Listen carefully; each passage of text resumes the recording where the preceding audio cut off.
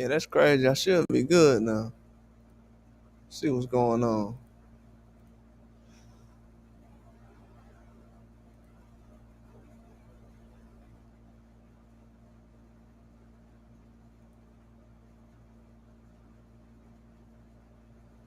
Yeah, we should be good now. Yeah, I was supposed to talk about this actually like Thursday, Friday. I was actually gonna talk about this Thursday or Friday, but I see the news is getting out now. So let me go ahead and get on this ASAP before it gets too into this. But yeah, it was some news about John Opetaia and David Benavidez coming out. And David Benavidez called him out, said he wanna fight him. And that's not good news for all these guys out here who've been talking about Benavidez for a while. To that point right now, it's time to let his name just go ahead and be by itself. Because David Benavidez, he's in a position right now where he can dominate if he gets this fight. I'll tell you that right now.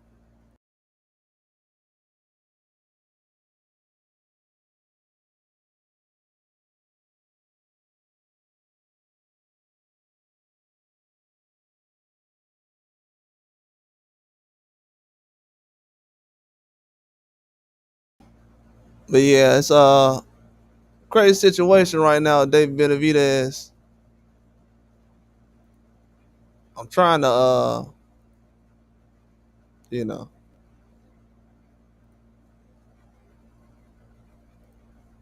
see what the situation is overall. But yeah, I already know basically David, he'll fight anybody.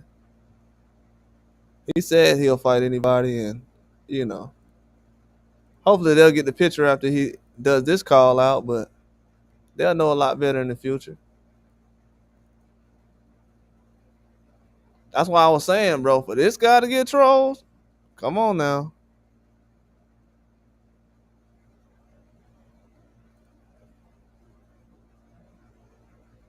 If this guy can get trolled, bro, anybody, it can happen to anybody.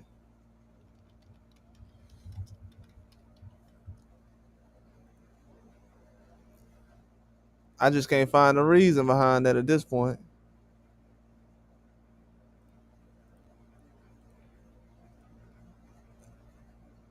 Because with him calling out Java Fatah, that's letting me know that any fight that's on the table, as far as David Benavidez, would be sought after.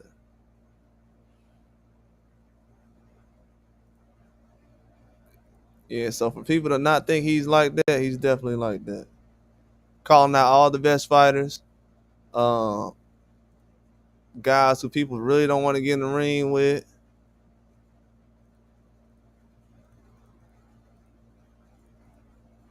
Yeah, I knew this a couple of days ago, but I was busy on some things. But I think from now on, if I just get the information, I'm gonna just report on it when I get it. Because if I don't, I'm gonna just forget about it.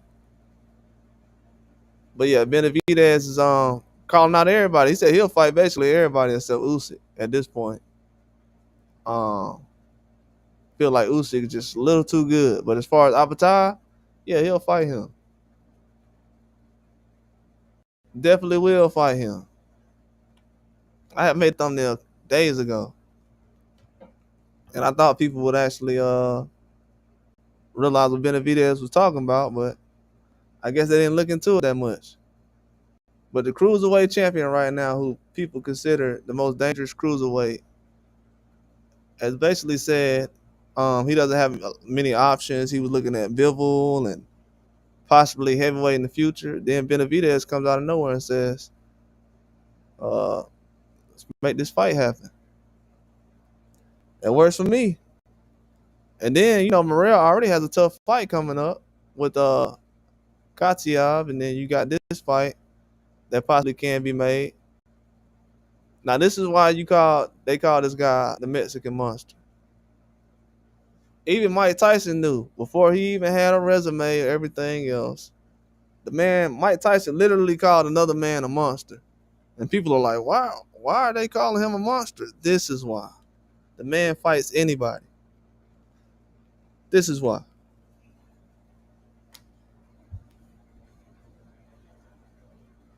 The guy who fights anybody, people are like, nah, let's not throw a whole bunch of opponents in front of him. So yeah, when people actually want to see big fights, they will include David Benavidez a lot more than what they're doing right now.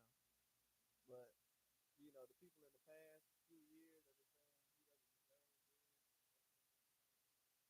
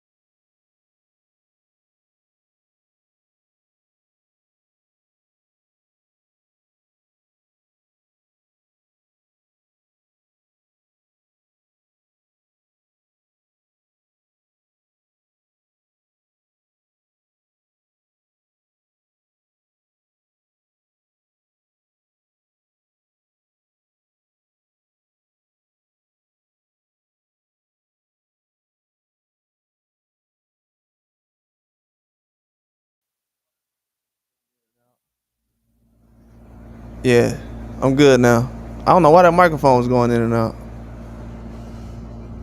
Should be straight now. I'm good.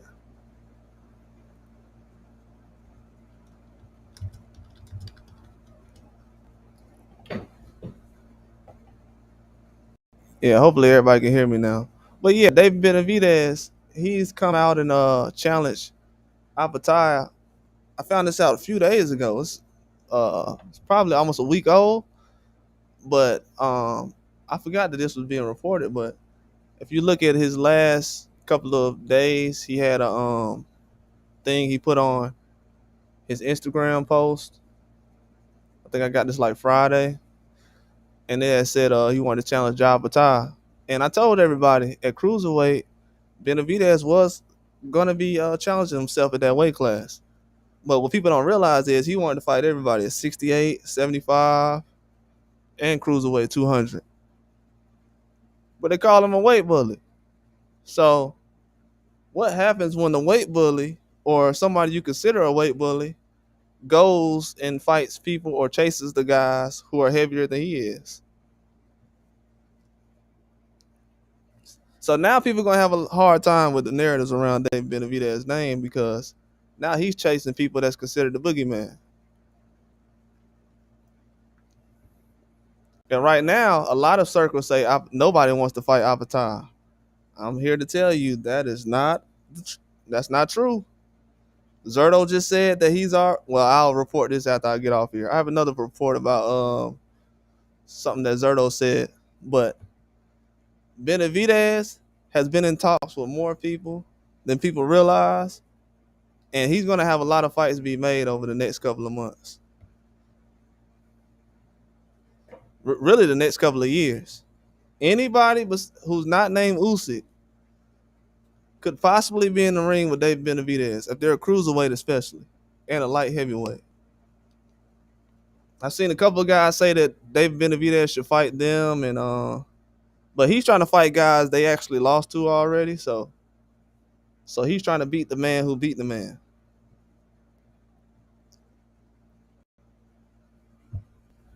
So that's where he's trying to go to. He's not trying to be in a position where he's chasing guys that's not on his level, really. Because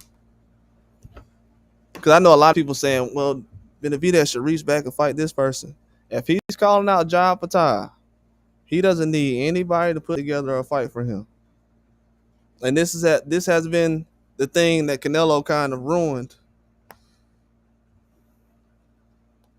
with his responses. He's made a guy who will probably have a better resume than he has when he's hung up boxing. If Benavidez goes out there and fight Opetaia, we're talking about Benavidez starting to have a better resume than what these other guys have. That we're saying that's important in boxing. This man's putting on a world class resume, and his fights are not boring. And he's Mexican, so should be no excuses why the opportunities are just coming as they should for Benavidez. Shouldn't be no reason. It's gonna be a lot of reasons though. There definitely will be a lot of reasons.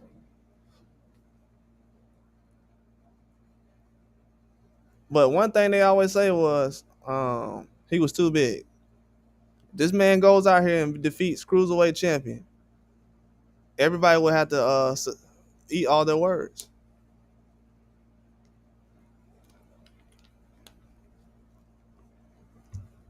Defeating a cruiserweight champion like John Patel would be difficult for him to even jump in the ring right now. I'm trying to figure out why everybody else ain't jumping in the ring with him. And he's reaching out saying, hey, make this fight happen right now. Well, not right now, but let's make this fight happen.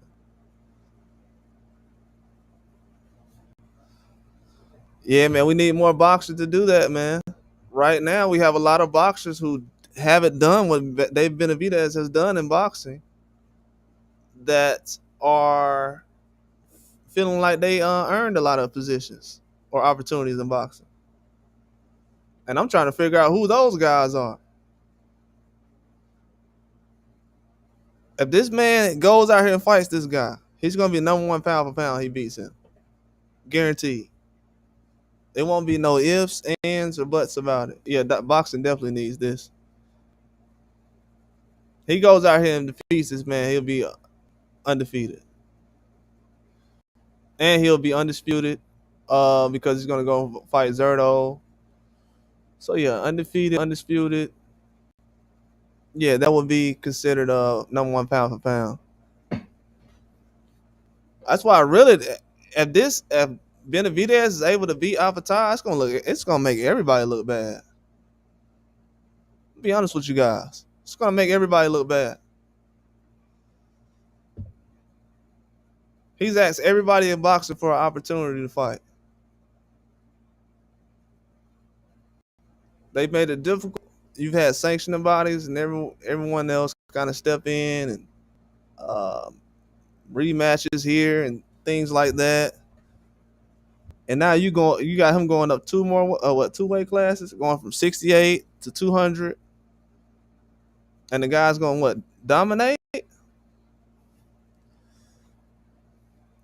And to be honest with you, I warned the fans about this. I've been saying this for like 2 years. I know I haven't been speaking much about Benavidez lately, but I told people this like a year and a half ago. This dude was gonna do this.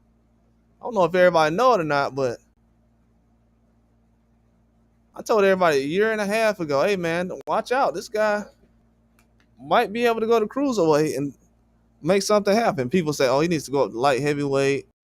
I don't know why he had to go up to light heavyweight to fight Morrell. He could do that to 68. That didn't make much sense with that happen. Then I'm hearing people say he didn't get credit for the Morrell fight.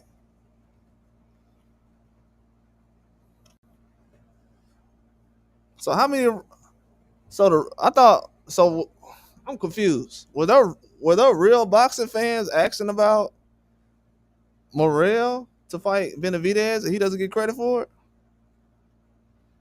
It's crazy. So that goes to show that they just wanted him to get beat. That confirms what I said. They just wanted to see him get beat. And the best person they had was a guy with 11, 12 fights. Yeah, he's ready. Put him in front of Benavidez. He can fight somebody the same size as him. And Morrell's a beast. But if he would have had 20 fights, probably would have had a chance. Now people are saying, yeah, he should have waited, or maybe they can do it again. Man, I should have waited the first time. Should have waited the first time. Now Morrell gonna have some tough fights ahead of him. 175 ain't easy. And you left the whole division. You said Ja winning? Yeah, he probably is. I mean, that's cool. Uh, but people saying that Benavidez was a weight bully all these years and that he don't want to fight people the same size. That's what I'm kind of with the conversation right now. Where are these people at? I'm talking about we had more people that said he was a weight bully than not, and that he was too big and oversized. Where are these people at? Because Canelo gonna look crazy. This dude go out here and beat this guy. Canelo would never have a chance to beat a John Opetaia in his career, ever. He knows it. Everybody knows it. Yeah, shout out to 200 Pump. But man, they got to say this guy's a weight bully. That's the worst thing anybody could have said. Definitely going. It's going. I love the way boxing is going because the stuff people say is not boxing fan stuff, bro. It's something else. You're not a boxing fan, not a real boxing fan. You probably watch from the sidelines, but the guy who fights everybody is considered a weight bully now. Mm, yeah, that's gonna help boxing. And guess what? He's fighting more people that fans would want to see than Canelo. If Canelo wouldn't fight Terrence Crawford right now, he'd be fighting Jake Paul. So yeah, Benavidez is becoming one of the new faces of boxing. To be honest with y'all, I've been calling him the face of boxing since probably earlier this year. In my eyes, sorry to tell everybody, this ain't 2015. This ain't 2020. All that Loma, Fury, and all those guys, they ain't doing what this guy did.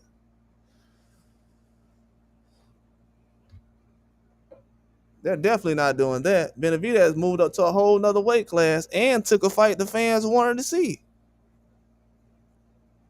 And he's not making $100 million a fight.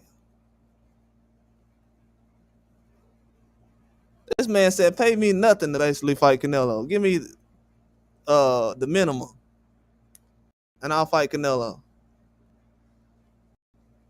I mean, how many times does a guy got to prove that he want to fight everybody? The only person he hasn't called out is Usyk. That's it. It's called out everybody else. It's called out Zerto. It's called out Japatai. It's called out Canelo, Bivol, Bitterbill. Everybody that people want to see Benavidez fight. How is this man not one of the faces of boxing? If we have that thing still going on, we still got that going on. When people said faces of boxing and stuff like that, because we still waiting on pay-per-view numbers from May. If we still talking about that, so I know we ain't talking about face of boxing. So yeah, Benavidez has to be in that conversation. This dude literally fighting everybody. And the sad part about it is the boxing fans are going to be, I'll probably say by Christmas this year, boxing fans are going to realize that 2024 was it was a scam, because all the people that was getting the headlines and calling people out and saying this guy's ducking, they ain't fighting nobody. If Benavidez can fight Opetaia, that means nobody want to fight anybody. That's it. And to be honest with you, that's why I don't really worry about who's fighting who and who's not. It's always this guy finding a chance to get in contact with a David Morrell, somebody. And that fight didn't even include Turkey Al-Sheikh. That was a PVC fight, right? So Turkey Al-Sheikh ain't really have to get involved with Benavidez fight shit.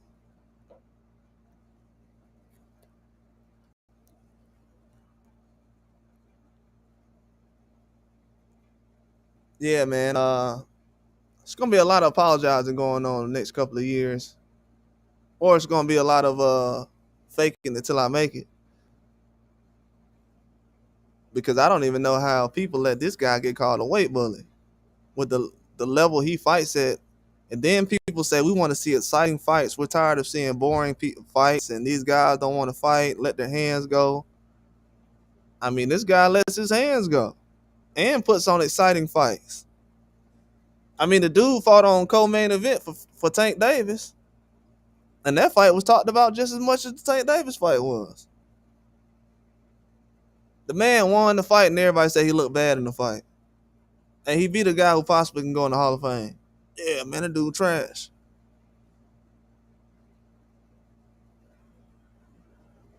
Stu beat a Hall of Famer, and people are like, yeah, he's a bum.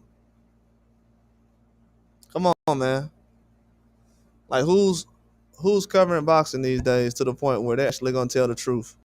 So we already raced. How long has Benavidez been pro? What, 10 years? So we already wasted what, 10 years of this man's career pushing out propaganda. Can we start to put out real news, man? He's put on some exciting fights.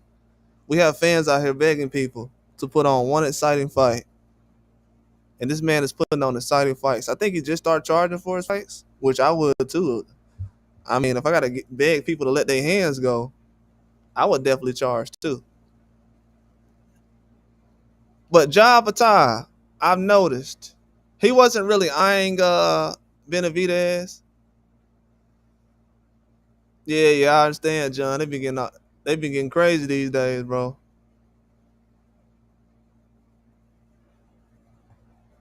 They've been getting crazy these days.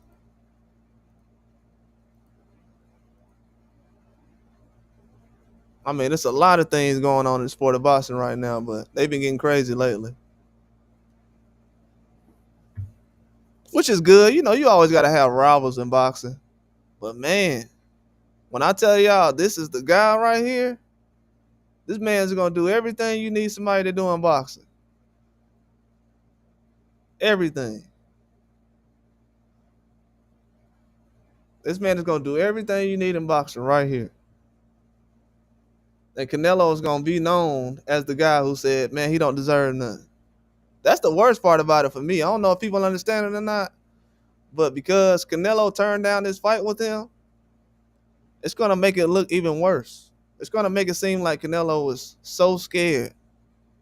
No matter what happens in the Crawford fight, the man's resume is gonna be stacked to the ceiling.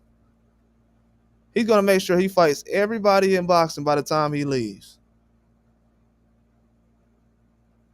I'm telling y'all, when I said 2 weeks ago, I only had 3 likes on the video, something like that, whatever it was. I said this is the greatest Mexican fighter of this generation, of this era. That's not a maybe. That's not an if. What if this happens? This is the best Mexican fighter of this generation. I think Virgil Ortiz conversation, but this guy is getting it done right now. I don't know anybody in boxing who's doing this. Nobody. I'm telling you. And the only reason I'm saying this is because I've heard the man is already in talks with other fights. I'm gonna put out a video after I get off this live. If y'all listen to the fight he's already been in discussions with, you will not you will understand why Canelo did not fight this guy. This man is in negotiations. He was in negotiations. He's not right now. He was in negotiations for a fight recently that you will be like, whoa. This guy not even looking at 175 no more. He's kind of like, I mean, I'll fight those guys if the opportunity comes. He still want to fight at 175. He's still at 175 right now, but it's like they turn into the sparring sessions at this point. Yeah, he got all my respect, bro. All my respect. This is a guy who's carrying the sport of boxing right now. Carrying the sport of boxing. The man started off the year with a Morrell fight. The undercard was amazing. Those guys aren't even supposed to fight right now. He's about to show the Samoan who's the greatest Brown Warriors, racist, native pride. Yeah, but you know, so John Pataz, he's not a small guy either though. He's pretty huge, especially like when he's walking around. Dude's pretty huge. This will be a classic fight. I don't know who will win. because Benavidez hasn't been at cruiserweight. But the only thing I would say is Benavidez' hand speed and his punch output is very good for a cruiserweight. Like the way that Bivol and Bitterbeer punch at lightweight, guys aren't really punching that much at cruiserweight, so Benavidez will have a advantage. He really would. This would be a good time for him to step in, but he's getting at that age right now. He's getting that man strength, and it's gonna be a lot stronger by the time you step in the ring with Opetaia. Opetaia ain't number what, 29, just turned 30. He like 29, probably just turned 30, or about to turn 30. So he's close to the same age as Benavidez, same size. Uh, yeah, this would be a good fight, a very good fight. And the man asked for this fight. Nobody came to Benavidez, did an interview with him, asked him, "Are you interested in this fight?" He's lining this up already. What's going on, Hoss? He's lining this up already. Telling you, I have one video on my page. I've had the same video since I started this channel. When you go to my page, Benavidez is on the page. Because people said that Canelo was willing to fight him in September of 2024. Never. He said, who's he in fight talk with? You already know, John. You already know. Oh, I'll put it up. I'll put it in the comments.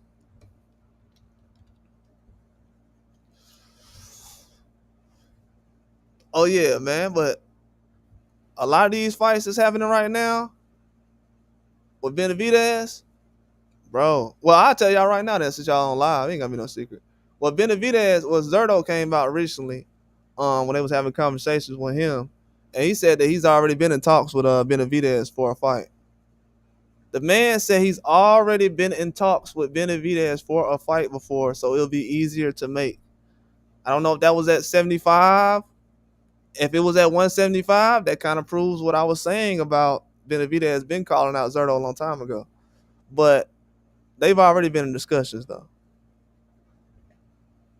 Zerto said, I've already had discussions and talks about a fight with Benavidez team, whatever. We haven't had any discussions or phone calls or nothing. I haven't had any phone calls with Opetaia or nothing yet. As far as the whole situation. But I know Turkey Al-Sheikh and everybody's involved, but yeah, Zerto was the one. I know recently people was talking about Zerto versus Opetaia and everything. Bro, they was talking about that last year. They would have had that fight 12 months ago if that would have been the case. There's nothing really holding that fight up. They had a mandatory. It's already been had. You got Badu Jack, who just fought McCallion, and they got to do that fight again because McCallion's team went and cried to the WBC talking about they would have sued or whatever, his manager, allegedly. Yeah, Benavidez said he don't want no smoke with Usyk, though. He said he wasn't ready. That was last year. I seen them put an article out recently where they were saying Benavidez said he wasn't ready for Usyk. That was like 6 months ago he said that. Probably even 8 months ago. He said the only fighter that he is not ready for in boxing is Usyk. He said, I'll be truthful with you. The only person I can't beat right now is Usyk. Anybody else? He said if it was 3 or 4 years, probably like 3 years, I probably would be able to fight a Usyk, but he'll be 40-something by then.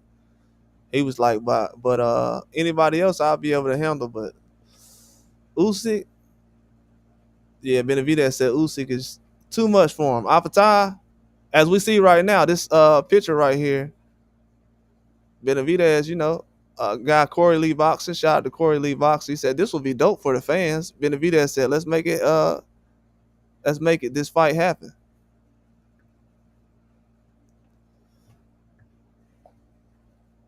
And this man is known for doing this. He did this with the David Morrell fight. 2 weeks later, he was fighting David Morrell. Matter of fact, when they changed the date from Tank fighting Lamont Roach from November to March or whatever, Benavidez was supposed to fight somebody else Then he goes and makes the fight with Morrell, and he's fighting Morrell before Tank and Lamont Roach fought. So that lets you know how fast the fights get done with him. He was in the ring before everybody else was, and everybody else already had their fights signed and everything else. That just shows you how fast he moves. So from now on, you won't ever see me pull out a video again saying Benavidez called this guy out. This man has called out everybody. And it's not like a call out like he's trying to look tough. And he said this on the Instagram stories. He was just responding to somebody like, hey, let's make this fight happen. Man, the dude's an animal, man. I know Zurdo Ramirez is an animal too. Like Zurdo is a beast. Even though he lost Bivol at 175, I feel like Zurdo was still an animal. So Benavidez saying I'll fight Zurdo at cruiserweight, that's a very good fight. For him to say he'll fight Opetaia, that's next level stuff.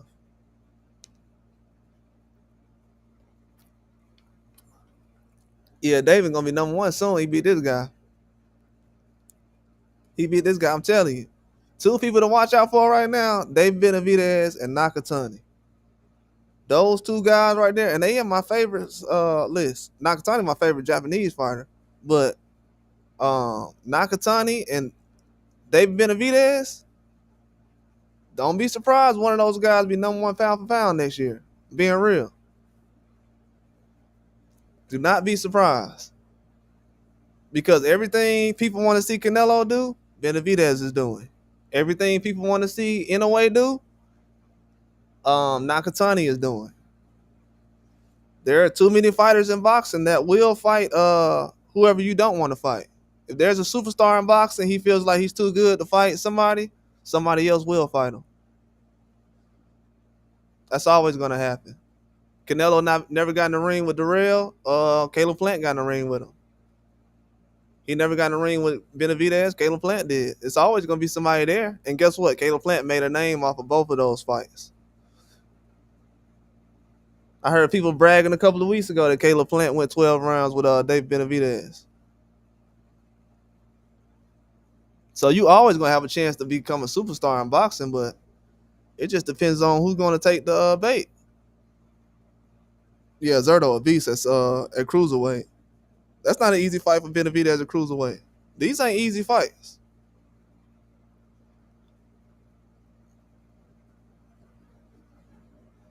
Yeah, he was just talking about his own personal list because he's looking at I guess 75 and then growing up to cruiserweight.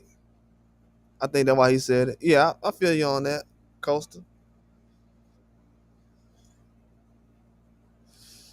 Yeah, but Benavidez is definitely making a statement on this one. Any other fighters, just like guys were talking about Benavidez being overweight, last time I checked, dude been making weight lately. And he's going to fight people that's bigger than him now or the same size. You have to lock him in as one of the best. You have to. He's doing everything the fans said. I can't name any other boxer right now that's doing exactly what the fans said. I'm talking about exactly everything they want done. Hey, fight, go to 75, fight Morrell. Oh, okay, fight Opetaia, fight Zurdo. Okay, I'll do that. What else? Then the fans that say they don't like the guy? Nah, that's not good for boxing. This guy putting on the best fights right now. Yeah, Nakatani it, bro. Yeah, John, he it. He the real deal. I seen him. I noticed it last year. I was like, man, this dude good, bro. This dude is good. Yeah, Nakatani, he's good. A lot of people feel like he's an easy fight for Inoue. It's not an easy fight for Inoue. That's why Inoue told him to fight his brother first. Hey, fight my brother, then I'll fight you. Nakatani, like, his brother lost, though. I can't fight a guy who just lost. Yeah, so I like the way things are moving. The good thing about boxing is you don't have like one clear-cut superstar and then everybody else is kind of like at the bottom. I think that's where things get mixed up at. A lot of guys, it's only one person at the top, then the rest kind of fall in place. I think with anyway, it's a lot easier to get to certain guys because he can still jump from weight class to weight class. But other names, it's kind of hard to point those guys out. You say you think Crawford outpoints Canelo? Yeah, it's gonna be a good fight, man. I think he'll be able to pull it off. But people hate when I say it, but I always say it, man. Canelo is still Canelo. It's not gonna be an easy fight. Canelo has never been dropped before, so it's gonna be a tall task. That man has never been dropped before.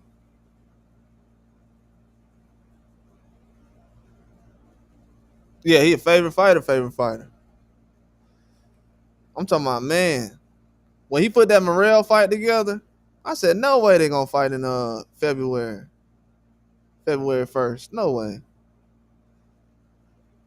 He gonna fight before Tank Davis and Lamont Roach. That won't happen. That man fought Tank Davis. I mean, he fought David Morrell before Tank Davis fought Roach.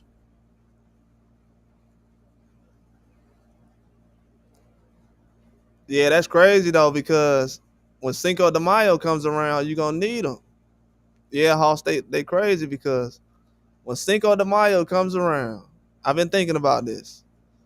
So when Canelo when he stops fighting on Cinco de Mayo, you're gonna have Benavidez, you're gonna have Bam Rodriguez, and you're gonna have Virgil Ortiz. That'll be like your top three guys you can pick from. You can throw Espinoza in there, but just those three right now. There's no way you're gonna pick those other two guys over Benavidez right now. It's not gonna happen. I don't care what anybody says. If you're gonna watch any of those other fights that those guys can put together over this fight with Opetaia versus Benavidez, this is a Cinco de Mayo type of fight. This is a Mexican independence type of fight. This isn't like Canelo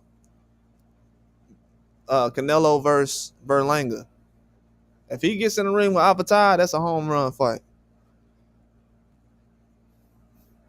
The man is working too hard for boxing right now. I can feel his pain. This man is working way too hard for boxing. I don't think he'll ever get the credit he deserves at this rate. He's out working the hardest workers. Yeah, Canelo's still a beast. But yeah, I got Crawford beating him. If he ends up stopping him or something like that, bro, the earth is gonna stop.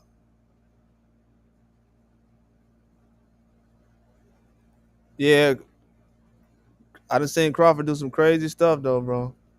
Being real. Like literally, I'm gonna be honest with you. Uh uh David Benavidez's brother is like that. His older brother, bro. If his older brother never would have got hurt, he would have been better than Virgil Ortiz or something. I'm telling you, the dude was that good. He was the best Mexican fighter out here for years. For years, the dude was that good, man. Jose Benavidez was that guy, and he's never been stopped before. And he fought an overweight Charlo, still couldn't get stopped. That dude is a difficult fight. So that's the only reason I give Crawford a chance, because most of the guys he's knocked out has never been knocked out before. So if anybody could do it, it's him. But I don't think Canelo's chin is just like, just easy to get to like that. Canelo's chin, he rolls his punches. He's not like Munguia, he just take the punch flush or has his chin in the air. Crawford would have to do something that Bivol didn't do. I think Bivol kind of let off the gas a little bit with Canelo because he was like, man, I'm not trying to get caught. Trying to get this guy out of here on the ropes. But I think Crawford could get it done though, but he has to catch Canelo kind of like how Munguia got caught. His chin got to be in the air or something like that. Canelo tucked that chin way too good, and he rolls with his punches, uses the ropes well. Did it where Berlanga took his best shot, didn't really get hurt. Yeah, because Berlanga can punch pretty hard too.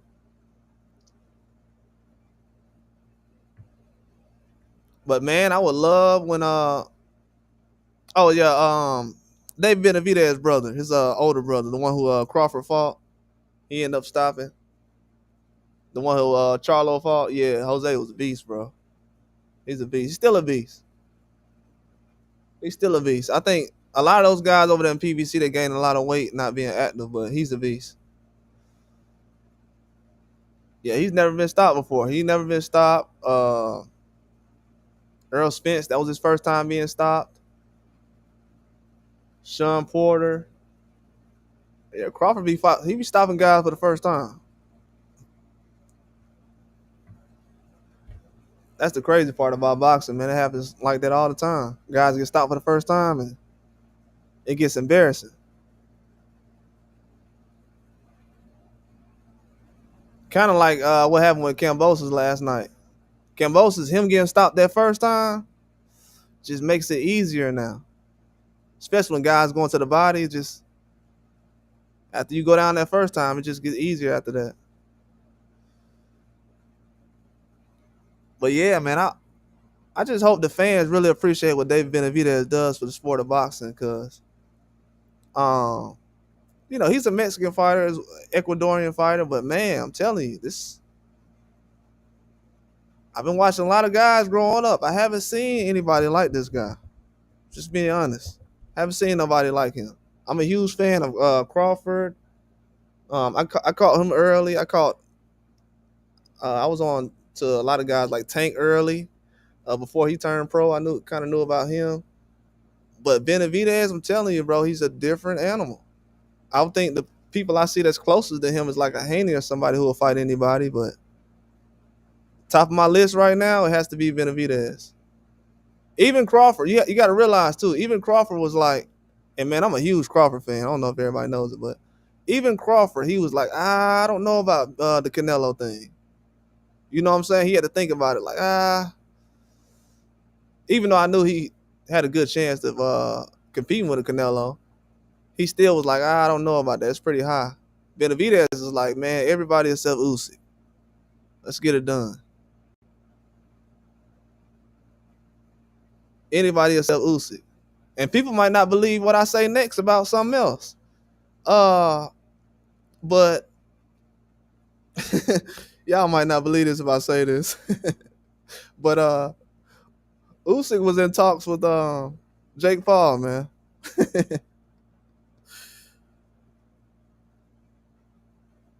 Usyk was in yeah, Crawford a monster, bro. Crawford is a monster. Crawford is a monster. I've seen this dude stop people that's never been stopped before.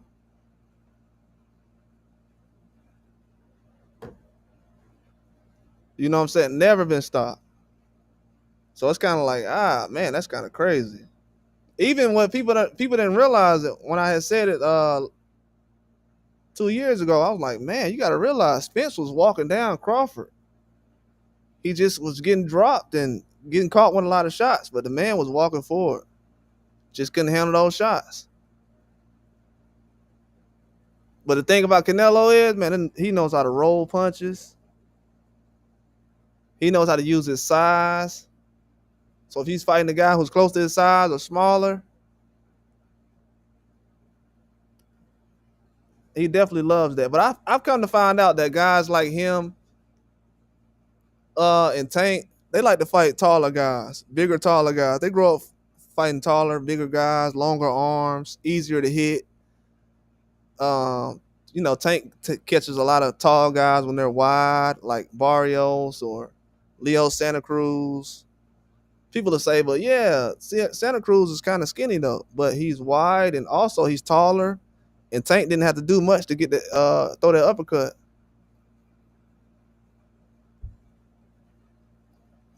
But if you look at it, Canelo's the tall guys, yeah, he get him up out of there. Or he beats them, but the guys who like close to his size,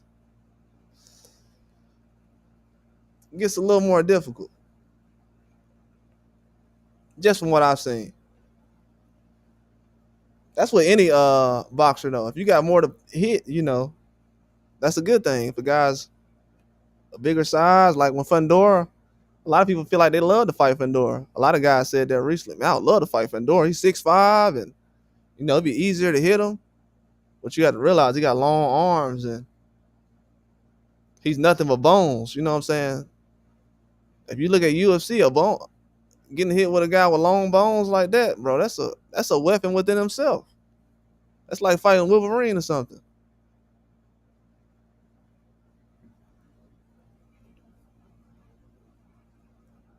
You said Zerto ain't no beast, too slow and flat footed. Zerto getting better. I understand what you're saying as far as the style. You probably don't like that style. I understand that. Yeah, his style is kind of hard to like get excited about. But if you go back and watch him fight Joe Smith Jr. and go back and watch him fight that dude Gallimarian, Zerto was getting to it. He been getting better. In that Bivol fight, he looked bad because he was just too heavy, man. Lost too much weight. In that Bivol fight, you could tell he was drained. He not the same type of fighter he was at 175. He is a cruiserweight though. But yeah, I understand what you're saying. If you're looking at 175, Zerto, he's very slow. But at cruiserweight, he's one of the fastest guys. That heavyweight you know division has a lot of guys who used to be cruiserweights. But Zerto is a guy who's not afraid to go to heavyweight. He said Benavidez is an old school Mexican boxer that we need in today's era. Yeah, we do, man. We definitely do. I still think Munguia is, but because he let his hands go. But bro, testing positive and then getting knocked out by 160, that kind of set him back. I think this fight with Berlanga put him in a position where he could be like another version of what Benavidez is. Not like the same as Benavidez, but I think he'll be heavier enough to fight guys at cruiserweight, 200 pounds. If he goes through his career without fighting a guy at cruiserweight, that probably will be a huge mistake on his end because you don't have really a lot of fighters at 175, 168 because he's fighting at 160, moving up to 168. So yeah, we need a lot of fighters like those guys. I know Berlanga's not Mexican, but I'm just thinking of that weight class. It's not a lot of guys that move like Benavidez though. The closest I could find right now, to be honest with you, is probably Isaac Cruz, Rayo. Because I'm gonna be honest with you, Rayo didn't have to fight Gary Antoine Russell after that. After he fought Isaac Cruz. So guys who got kahunas like that'll jump from a Isaac Cruz fight to a Gary. You gotta think about Rayo's only two fights at 140 was Gary Antoine Russell and Isaac Cruz. Those are probably harder fights than most of the guys who fighting at 140 has fought back to back. Two fights back to back. I think the only person that's probably had similar to that is like Haney, Teofimo. Because Teofimo went from fighting Josh Taylor to Jermaine Ortiz. Haney fought Prograde and Ryan. So yeah, but fighting Gary Antoine Russell and Isaac Cruz within like 6 months, that's insane. So I put him in that category as far as Virgil Ortiz as well. I think Virgil Ortiz is the closest thing we have to like an Oscar De La Hoya for some reason. For some reason. Because people have to realize his first year at 154 was last year, so he hasn't been at 154 that long. And it has a good resume at 54 already. So he didn't go to the weight class just to take up space. He said this is what boxing is missing today. A lot of talent, but not enough balls and heart to challenge themselves. Yeah, man, it ain't no balls, no heart. Guys is passing up the most money they ever seen. And then they have to also realize a lot of these boxers 10 years ago, like Pacquiao didn't have the kind of advantages where he could just pick these kind of fights like guys are doing now. Because he was fighting Claudia and all those other guys, but it wasn't like Maidana was lined up for Pacquiao to fight after Floyd and stuff like that.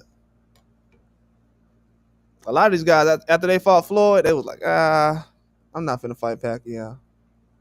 Probably could have, but didn't want to. That's what a lot of guys in that era won't tell you. They'll make it seem like Floyd wasn't doing the work, but a lot of those guys didn't want to fight Canelo. They didn't want to fight Pacquiao. They didn't even want to fight Cotto. And you seeing that all over again. Guys are like, oh, let me get this quick little Mayweather type of payday with Canelo, then let me get out of the way and let these guys take the hard fights. That's why a lot of fighters now are starting to get credit for taking the hard fights. A lot of them. Seen what Pitbull Cruz did recently with that Fierro guy. And they're having a rematch again. And that fight was right before Benavidez fought Morrell. And you could say that probably was a fight of the year candidate. Both of those fights.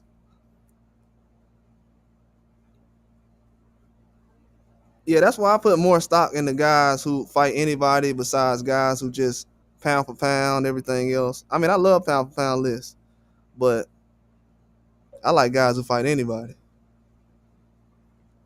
And it's a lot of fighters who do that. I think the best thing PBC is doing right now, though,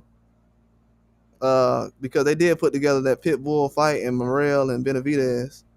I think the best thing they're doing right now is getting these tough fighters like the Mexican fighters, like the one Caleb Plant lost to. We need more of that on these undercards. Because a lot of these other undercards, man, they fighting some guys who just going down there laying down. I didn't look too much in the undercard last night, but I've seen some over the last 2 weeks. Some of these guys just going out there laying down, man. They need to have a real fight. Because Canelo has his protege. I don't know if everybody knows him. I think his name is Marco Verde. But he's supposed to fight on the Pacquiao and Barrios undercard. That's another guy. We're gonna see if he's gonna be able to compete with a Benavidez. Because if they do what they want to do with that guy, he's gonna be somebody they're gonna have fighting on Cinco de Mayo. He's gonna have Eddie Reynoso training him, and he's gonna be Team Canelo. I think he's a gold medalist from Mexico. The best prospect they have. They even have Eddie Reynoso come out recently and mention some things and had some words about the Verde guy being on the team, and everything that's going on around Eddie Reynoso. But Benavidez needs to be that Cinco de Mayo fighter they put up there, but it's going to be Verde probably. He might not be ready next year, but it looks like they're trying to expedite him. He only had one fight, I think. As far as I know, he's only had I think he fought twice. I know he fought on the recent card with Munguia. I think his first fight was on I don't want to sit here and lie. I think that probably was his first fight. But he got some more fights coming up. He got that fight. He's fighting some guy with like 8 or 9 wins, 10 wins or whatever. And then I think he's fighting again in September on the Canelo card. So every time Canelo fights, he's going to have him fighting. So it's going to be like a Floyd Tank Davis situation. Even though Tank didn't fight on every Floyd card. Yeah, Pat-Man coming back in July, man. We're going to see what he got. He look kind of old right now. I ain't going to lie. This is the first time I seen Pacquiao. I said, man, he's old. And Barrios been in some tough fights lately, so it's not an easy fight like everybody thinks as far as for Pacquiao or Barrios. I think it's going to be tough for both of them. Yeah, but I think Barrios definitely gonna come out with a challenge, man. I think he just ran into the wrong situation with Abel Ramos. When he fought Ramos, people were talking like Ramos was a bum or something. I'm like, bro, I don't know if people understand, but yeah, me too. I'm a little surprised. Not really, because people don't know this, but Pacquiao was trying to fight Ryan Garcia last year. Ryan Garcia, y'all can look it up. It's proof out there. I mean, I'll give you a little hint right now. Ryan Garcia was going to fight the same Asian guy that Pacquiao fought last year. Y'all remember Pacquiao fought Impo last year? I think he ended up losing in the exhibition or something. But he was supposed to fight Ryan Garcia, but Ryan Garcia ended up testing positive against Haney. Yeah, Pacquiao had even went on his page and was saying, "Yeah, I'm fighting." He said Ryan Garcia gonna win. We fight next.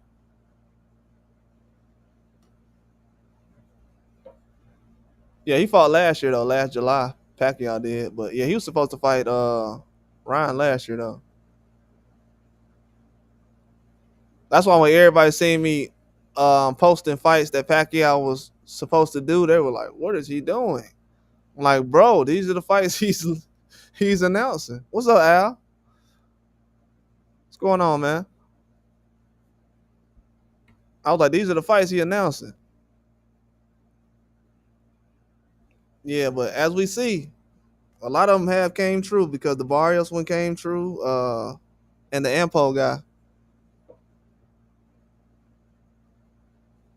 But yeah, this would be a good situation for a lot of these fighters to be in right now. Because when Canelo moves out of the way, Terrence Crawford, it's gonna be a good chance for these guys to fill up that spot. So we're kind of looking at the next generation right now. But we have an idea of who most of these guys are gonna be. But with Benavidez, we have to make sure he has a spot at the table. He cannot continue to be making the big fights in boxing. These are the type of fights that need to be on Riyadh season.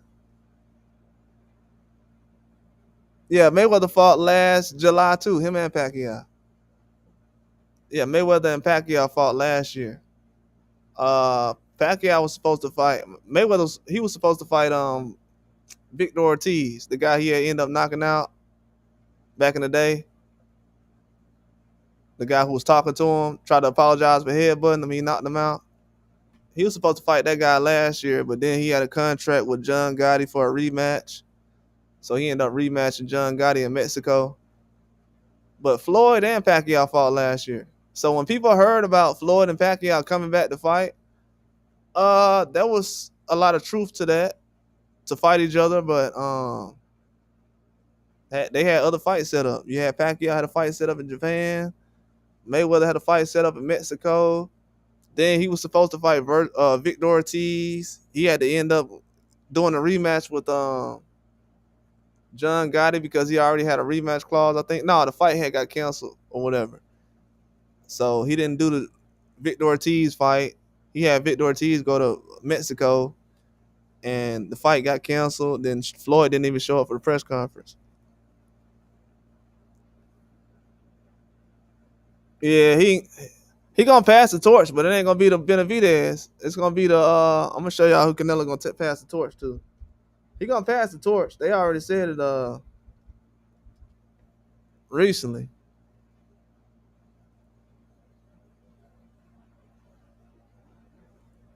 They definitely gonna pass the torch.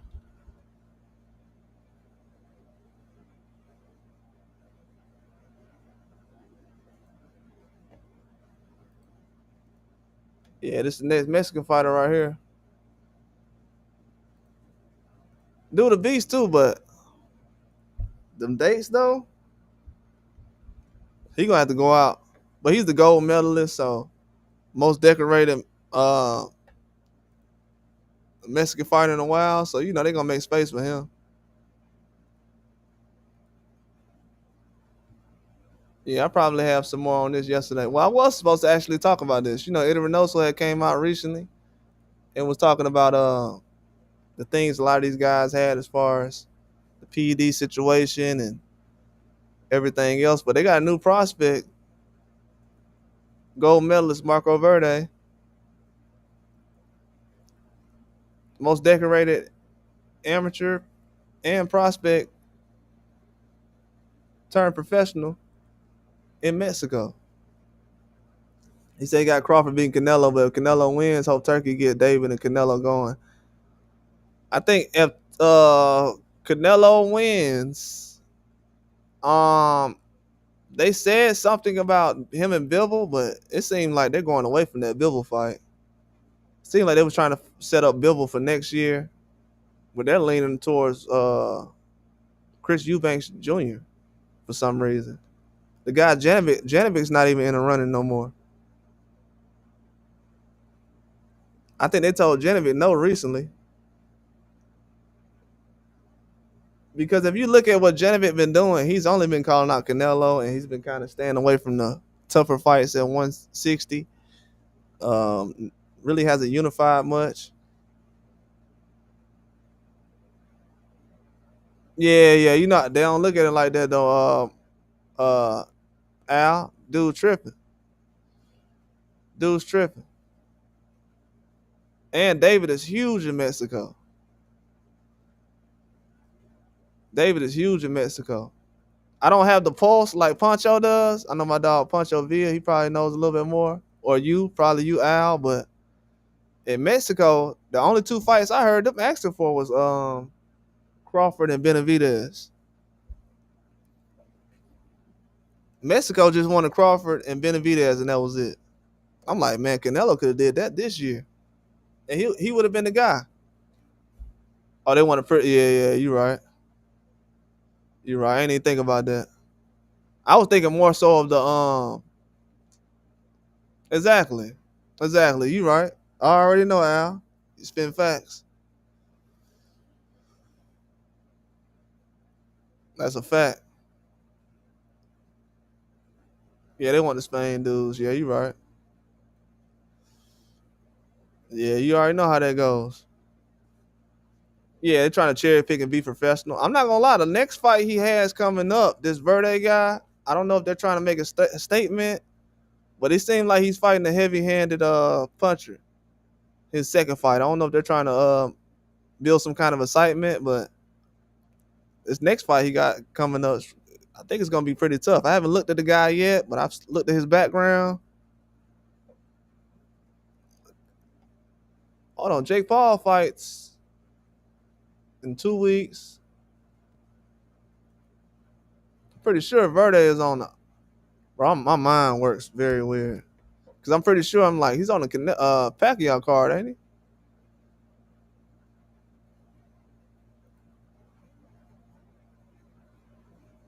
Oh, okay, so he fought on the red. That was his first fight. Okay, I'm not tripping. So yeah, the next fight he has is probably going to be on the Pacquiao card, unless he surprises us and pops up on the Jake Paul card, which I kind of doubt.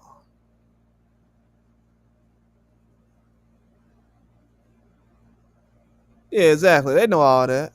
They know the history. They out here. That's what I'm saying. They trying to change the history up. They want certain guys to be commercialized and cherry pick. Yeah, that's a lot of this stuff. Exactly. They know what the pure people are. That's why a lot of that stuff I be talking about as far as the cherry picking and trying to be commercial, build guys up. Man, just let this guy go out and do what he needs to do. Well, I don't know if people realize it, but when Benavidez first started boxing, he was taking some hard fights. Some hard fights. I don't even think he had facial hair when he was fighting the championship fights. He was basically a kid, man. He wasn't even 21 yet. He was like 20 or whatever. And this guy right here is getting they're rolling out the red carpet for him. It's going to be a bad look because they're going to continue to compare this guy and Benavidez in their careers, and it's just not going to be good. It would have been better if Canelo would have got this guy. I mean, fought Benavidez, would have took the pressure off this guy, but now they're going to try to compare him to Benavidez and Ortiz, Virgil Ortiz. Speaking of Virgil Ortiz, I think this dude is a 154. So this guy's a 154. Um, he's 23 years old. I don't know. In 4 years, man, he might need to be ready. I'll say less than that, but I'm looking at how they're gonna do it. It'll probably be 4 years before they put him in the ring with some serious stuff. But yeah, he only has one fight. I think Eddie Reynoso gonna be careful with him. And those people in Mexico are definitely looking at Eddie Reynoso right now, like, bro, you got the only prospect we have right now, the gold medalist. And you just had Munguia pop. So you have more people putting pressure on Eddie Reynoso right now than you have the fans, because if this new fighter they have, this Marco Verde guy, if he goes out there and pops for something, which I'm saying he's not. I'm not saying he is. It's all allegedly. I'm not saying he is. I'm just saying what if. Uh, the boxing public in Mexico is trying to make sure, hey, I don't know what's going on around there, but you make sure you do right by this guy. This ain't no experiment. This ain't no lab experiment. Make sure you have this guy ready to go when the time comes, because yeah, he training with. Oh, you say he's not training with Reynoso? He's on the team, but he's not training with him. Okay. Oh, he's not training with him. Okay. Oh, he's just his manager. Oh, okay. Okay. Okay. Okay. Rodon Radamas is Radamas is his trainer. Okay. Okay, so that's good news then. Yeah, they was trying to figure out. That makes sense then, because they was talking to Eddie Reynoso the other day, like, okay, what exactly is your role with Marco before, before we forget? He's like, so he's his manager. Okay. That's his manager. Okay. So his trainer needs to be notified that, hey, whatever he's taking, you're responsible for. Because Pitbull kind of responded to that recently. Pitbull, Isak Cruz, he said it's a lot of stuff that he takes, supplements. He says he goes straight to his doctors. He doesn't take anything without taking it to his doctors, his nutritionist. All those people go through his stuff before he even takes it. He makes sure they go through everything. He said, like with tweezers, they go through everything to make sure. He's like, ain't nobody finna cost me millions of dollars because you said, oh, my bad. So Pitbull is over there. Pitbull, he sound like he running a real serious business over there. Gotta respect him for that. He says no PEDs in my situation. He doesn't play about the PED stuff. Eastside Cruz, he wants a real clean fight. He goes out there, he's already undersized, fighting heavier guys. I can understand that.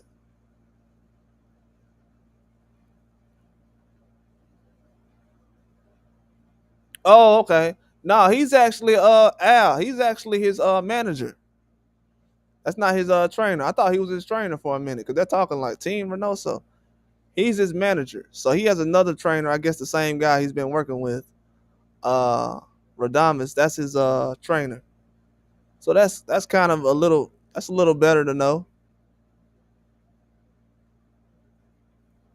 But man, this dude started getting bulky out of nowhere. I'm like, oh, what's going on with this guy? Yeah, they wait for test two. I guess we're on day. We won't know until probably next Tuesday, about the results on Munguia's PED test. They're trying to see if it was contaminated. So everybody was there to him and his manager, Beltron. They was over there to see the people test the B sample in front of them. I think it was in Utah somewhere, and now they're waiting on the results for 10 days.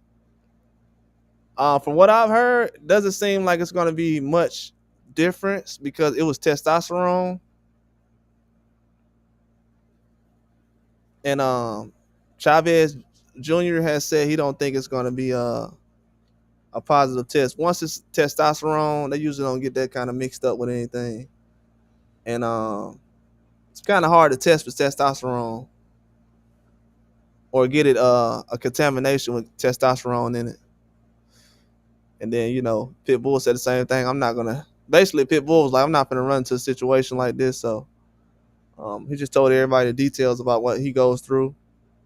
But yeah, it's definitely a lot of pressure out there. Eddie Reynoso just spoke probably like 3 days ago, so I will let y'all know what he says. But yeah, it's a lot of things going on around this, man. They're not really joking around with this situation, because if this guy career ends up getting flimsy or something happens that's not really on the up and up, you're kind of cutting away from the best prospects that you have in Mexico for this generation, because you already got Munguia, and I still think that Munguia had a better fight against Canelo than Berlanga did. A lot of people felt like Munguia won that fight. I don't know if people remember, but people got online after that fight and said, "Hey, Munguia won that fight."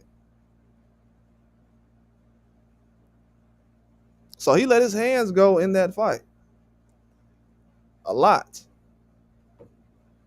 So for them to kind of mess his situation up or whatever has going on, because Oscar says he has proof that this guy's passed over 100 drug tests in his career. And then he called out Reynoso and his situation. So I got to see. Because even when Munguia still went over there, Oscar was still kind of teasing Canelo and Reynoso. I thought he was going to kind of let off the gas because Munguia is over there with Canelo, but he didn't. He did not. You remember when he put out that video recently when he was like, "I'm not going to talk about Canelo no more. I apologize. I want to mend fences with Canelo, do the right thing for Mexican people." And he went right back to slander him again. Man, it's I don't know what Canelo did with Oscar, bro, but Oscar ticked off at him, man. I don't know what it is. Well, I kind of do know what it is. He took that big deal with the zone, and Oscar he didn't get a lot of credit for it. Yeah, Southpaw 5'11". That's a decent size for 154. I think Boychuk's probably like 5'11", right? Even though he looks tall.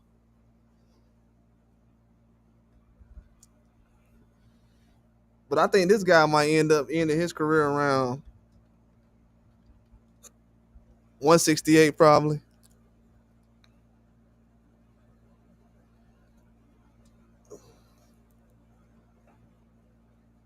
Yeah, I can see this guy having a career like Triple G. Not a bad career, I'm just saying a good career like Triple G. Now anything better than that, he's gonna be. We're talking about one of the greats.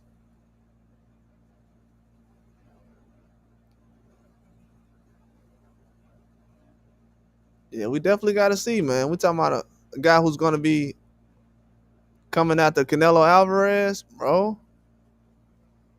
It's basically Canelo Alvarez protege. He's 54, 154. Nice size at 54 too. 5'11".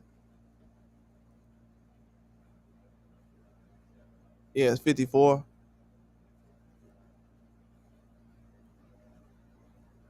Yeah, 54 is gonna be a dangerous weight class, man.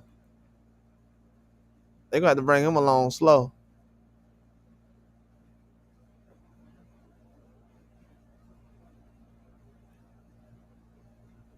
Oh, it's silver medalist. My bad, my bad, my bad, my bad. Silver medalist. I don't know why I keep saying gold. I knew this dude wasn't no gold medalist. I kept saying it. He's a silver medalist. My bad.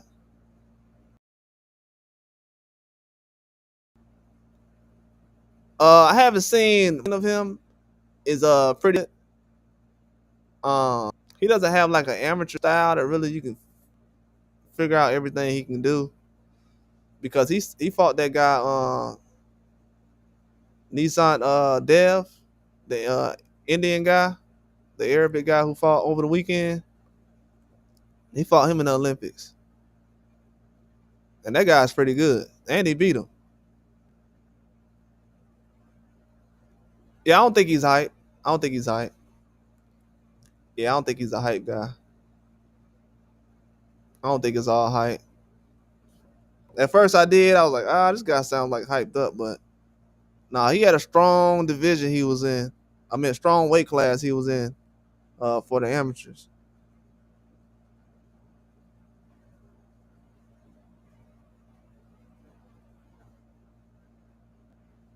You should have gone with Jose.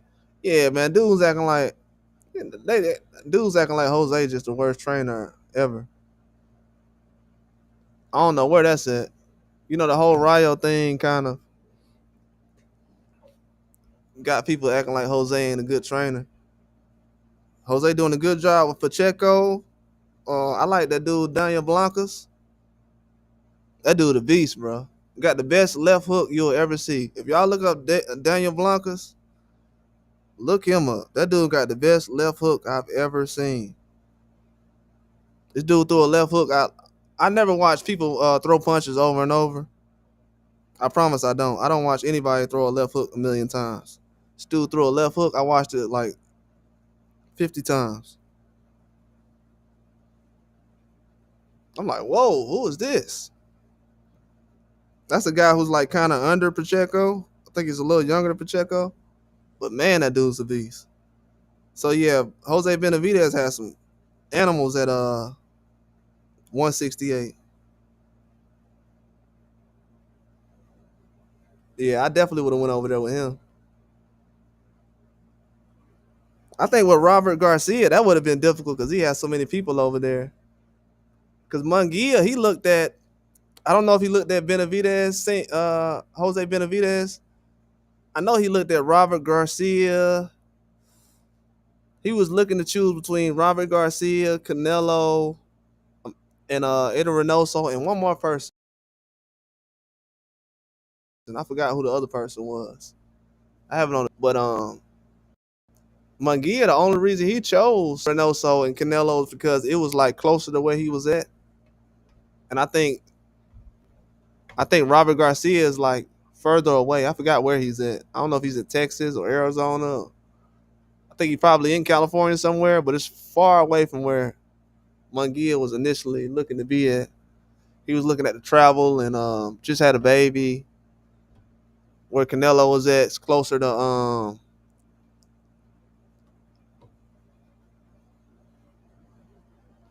yeah, Robert Garcia, he full, bro. He can't take no one. Robert Garcia was over there with Duarte. Man, I forgot Duarte was over there. Once I heard Duarte's name recently again, I was like, nah, he can't take no more people over there.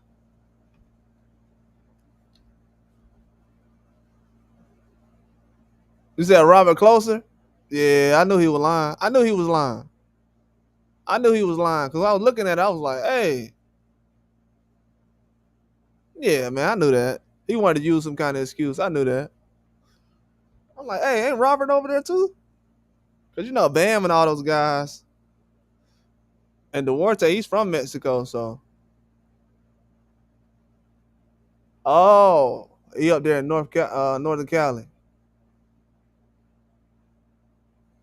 Okay. Yeah, like the Big Bear. Ain't Big Bear up there? Yeah, like what Big Bear is and everything else. Yeah, they usually train up there in Big Bear. Yeah, Jalasco is further from Munguia. Yeah, that's a long trip. Yeah, Duarte been over there a minute. I forgot Duarte was training with him because when I seen Duarte working with Rayo, I was like, oh, he must be sparring Rayo then. That's why he over there. This was before the Jojo Diaz fight. I forgot he was working with Robert Garcia. Oh yeah, speaking of that, I'm not gonna let it out right now. I'll tell y'all in a minute. I'm gonna have to write it down. Well, I'll just say this. Duarte might be having a rematch with Ryan Garcia very soon. You never know.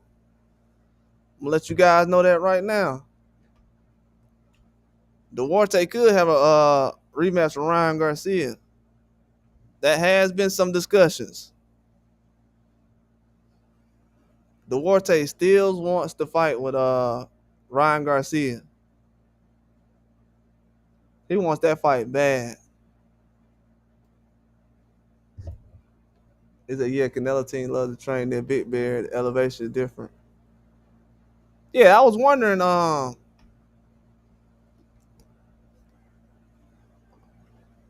why he didn't pick Robert's team, but that's probably the reason why. Canelo doesn't have that many people over there like he did before. That tall guy who just fought recently, Hernandez, he's over there, the dark skinned guy. I think he's from Dominican or Cuba or something. Yeah, he about to fight Kenneth Sims in August. But he said recently that he was looking to fight Ryan the fight after that. That's the crazy part. I'm like, whoa. Yeah, he's still looking to fight Ryan. They've been trying to piece that together for a minute now. So that might be the comeback fight you see with Ryan. Don't be surprised. I don't know yet as far as that, but yeah, he definitely fighting Kenneth Sims. He definitely fighting Kenneth Sims.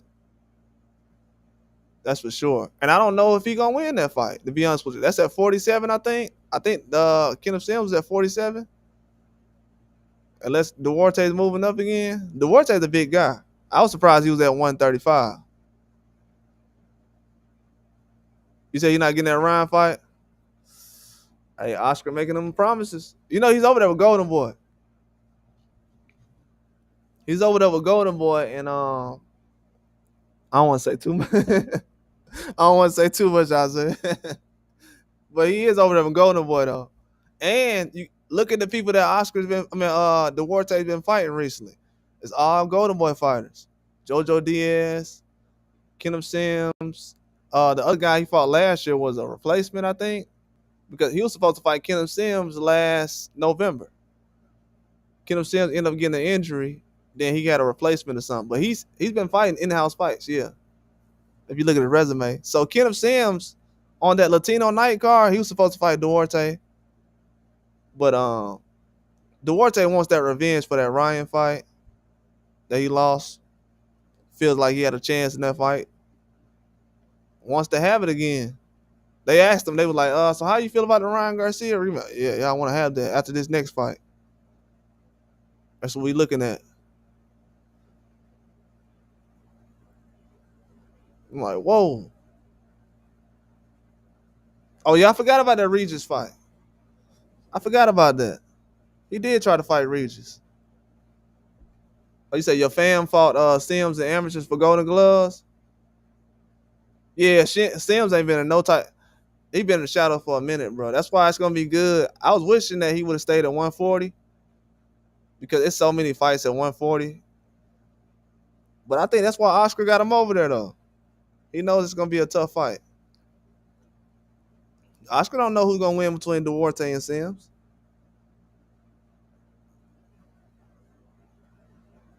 He definitely knows that's a tough fight. He probably put him in the fight so he wouldn't have to waste that time with that Ryan fight, trying to put that together. But yeah, I forgot Regis Prograis pulled out of that fight. Yeah, got injured with his shoulder or something. Forgot what it was. But yeah, Sam's been in the shadows for a minute, man. It's time for him to shine. He would have got a lot more shine if he wouldn't have got hurt on that Latino night, but things happen.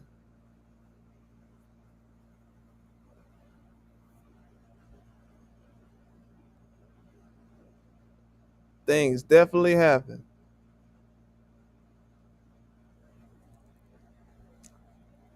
Yeah, I think Duarte definitely is in the driver's seat when it comes to his career right now, though. Sims already like 31. Yeah. Uh Barbosa 32. That's crazy. Barbosa 32, Sims 31. I think Inouye just turned 32, I want to say. Yeah, a lot of these guys starting to hit 30, 31, 32, man. They got to start putting these fights together. They have to. You don't want to sit around like Plant and run into some guy like Resendez. That's going to be happening a lot if these guys don't get active. Because these other guys, they're staying active. Yeah, he got activity for sure. He needed it too. He needed it after that Ryan Garcia fight. He needed to stay active. Because I think when he fought Ryan, he was out a while before he fought that fight. Oh, they did? Said they got a win off of him? Oh, yeah, yeah. Back in the amateurs. Yeah, man. People was talking about Ramirez recently, like somebody was gonna walk down Jose Ramirez. I'm like, hey, I don't know who y'all think Jose Ramirez is. I've never seen him walk down before. That's not gonna happen. Yeah, Jose Ramirez a beast, bro. I think him and Sims definitely deserve more shine.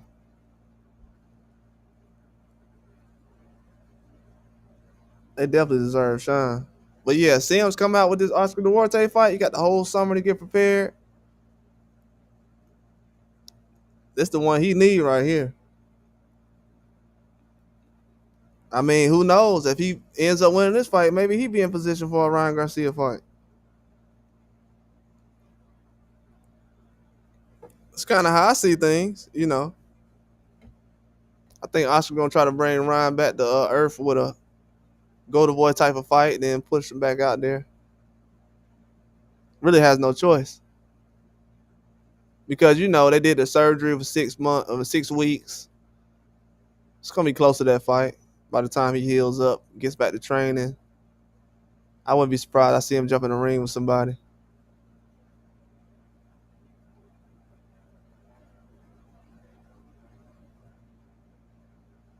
Yeah, yeah, Jose a beast, man. Yeah, them southpaws always causing trouble. Yeah, Jose a beast, man. I remember when he beat up Hooker. I was like, man, this dude out here beating Hooker like it's an easy fight.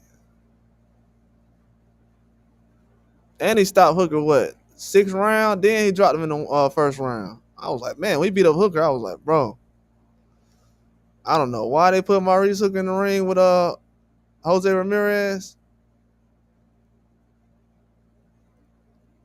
That was a wrong decision to make.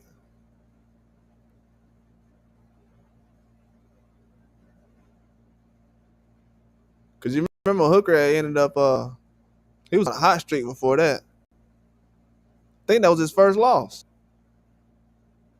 Yeah, that was his first loss was Jose Ramirez. Yeah, Ramirez, he's at what, 47 now, or is he gonna be at 47? Shoot, that would be a good fight for a guy like Ryan. Jose Ramirez. They're gonna match these guys up, I'm telling you. It's gonna be a beautiful thing. Because I know a lot of guys around that weight, they're gonna want an opportunity at guys like Cruz and Rayo. I think those weight classes are gonna have a lot of action in them.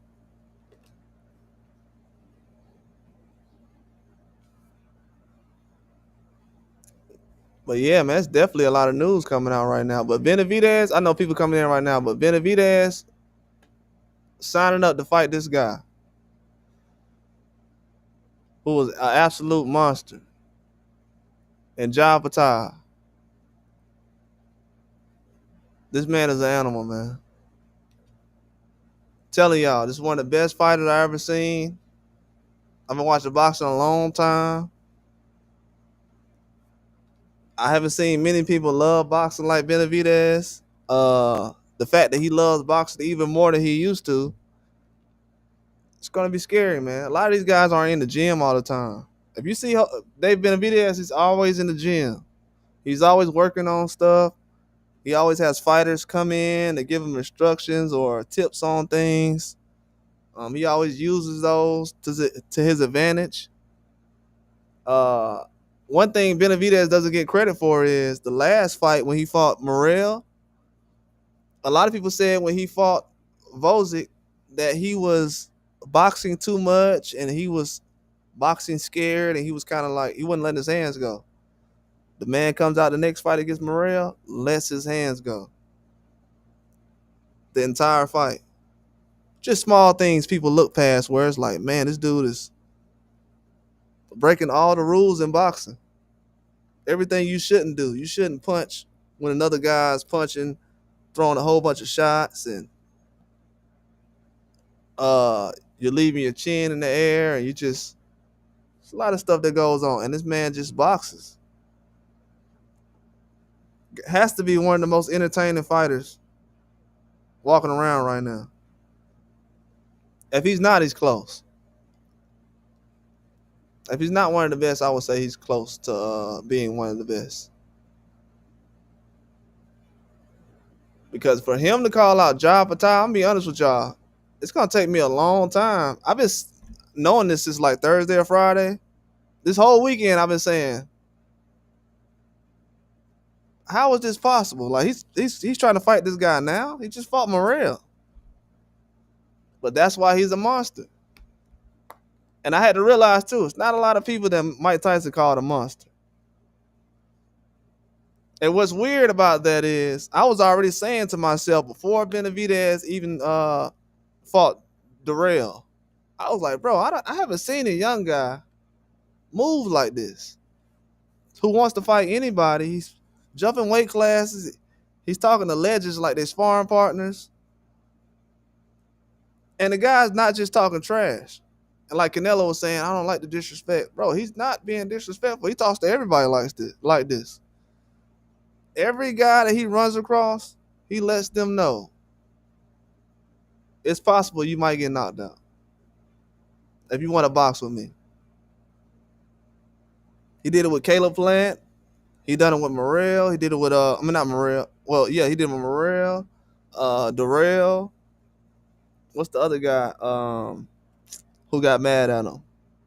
Man, I forgot what to do. Jalen Love. Jalen Love was very upset at Benavidez. Benavidez was like, man, I forgot what Benavidez said to him.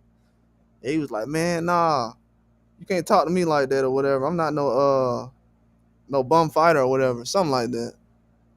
Man, Benavidez went out there and got him up out of there. Fast, too. So, yeah, he's not somebody to play with. This guy's a very dangerous fighter. And if these guys don't stop him now, if these older guys don't stop Benavidez, if he ends up defeating all these guys who's older than him, these young guys are going to be afraid of him. They will not call him out. He is going to be a fighter that's going to be going around and possibly have to make Jake Paul fights because it ain't going to be nobody that want to fight him. They're going to be asking for $50 million to get in the ring with him.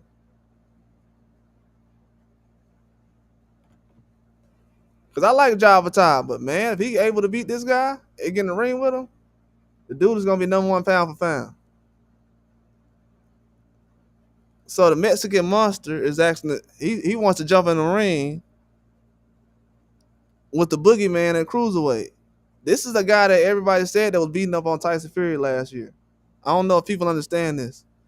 Before Tyson Fury fought Usyk the first fight, they said Ja Opetaia was already beating up on Tyson Fury.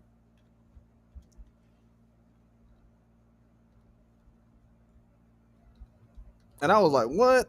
And he was out there for, I want to say, a couple of days, not even a week.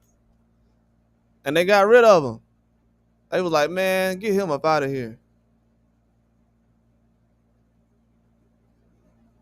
And then Ja Opetaia sent out a message said he'll help Tyson Fury for the rematch with Usyk.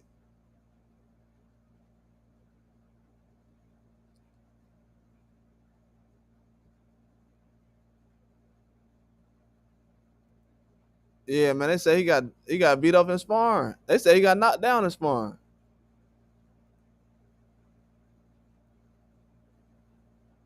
I know Ja Opetaia came out and was like, nah, that's not true, whatever. Bro, I never heard anybody before this Opetaia and Tyson Fury situation.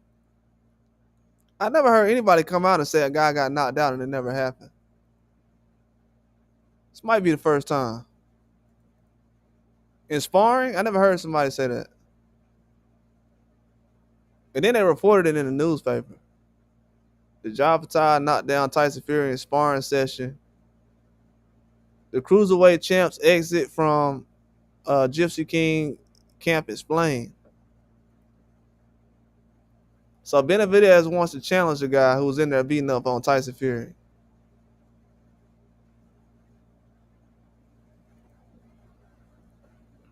And they say his movement is almost identical to Usyk. He's a southpaw, defensive skills. Seemed like he got beat up pretty bad too. They said, how did the knockdown happen? They said hours after the knockdown, hearsay began. Tasman fighters who represent Opetaia released statement. Opetaia has recently returned from Saudi Arabia where he sparred and trained with Tyson Fury. They were fantastic competitive rounds and incredible experience for Ja. However, any talk of any fighter being dropped is not true. Ja is now back in Australia, finalizing his preparation to defend his title and cannot wait to do so in Saudi Arabia.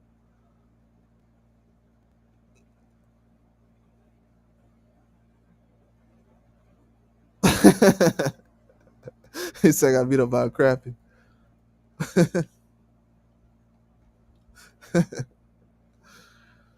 That man went out there and got beat up in Australia. Well, not Australia. He went out there and Ja went to the UK and beat up Tyson Fury in sparring.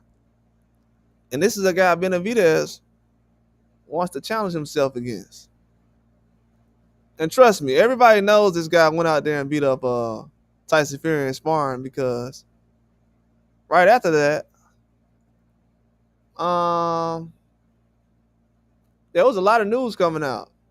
They said Ja quits Tyson Fury after Tyson Fury camp after 5 rounds of sparring. This isn't like some kind of. I'm gonna tell you what happened. The news about this got out, right? And somebody that shouldn't have the information, probably some media guy that was super happy in Australia or something. He's like, one of our fighters knocked out Tyson Fury. How many rounds? 5 rounds. Oh man, I gotta report this. So the guy runs back and puts it out on the news or whatever, or in the media, or just behind the scenes, and it leaks out. You know, you tell one person, 2 people, turns into 1,000. Tyson Fury's brother Shane had to set the record straight on what happened in the Gypsy Kings training camp before the Usyk fight.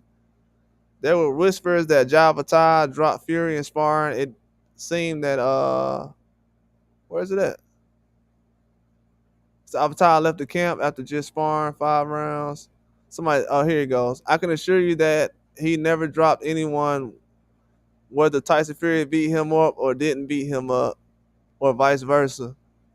Listen, it's a lot of rubbish. That's obviously never happened, but people would believe what they want to believe. Any little bit of negativity they can get views off of. Oh, really? Okay. And I suppose that is the business, but these people, if they are doing 100 videos a month, 85 of them is of Tyson negativeness. Tyson has never ever been dropped in sparring ever. He looks like he got a